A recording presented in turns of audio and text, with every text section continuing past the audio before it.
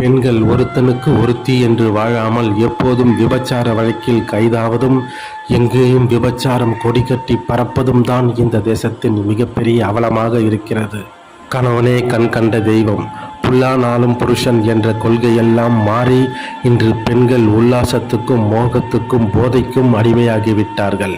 எந்த பெண் தன் குடும்பத்தை நிர்வகிக்காமல் சுகமே மிகப்பெரியது என்று கருதியதால் இன்று இயற்கையே நம்மை அழிக்கும் நிலைக்கு தள்ளப்பட்டிருக்கிறோம்.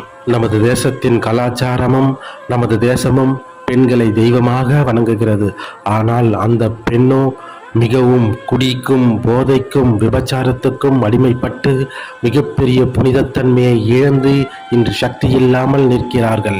பெண்கள் குடிப்பதினால் வந்த வினை அந்த குடும்பமே நாசமாகிறது. இன்று இந்தியாவில் பாதிக்கும் மேற்பட்ட பெண்கள் போதைக்கு அடிமையாகி இருக்கிறார்கள். எந்த பெண்ணை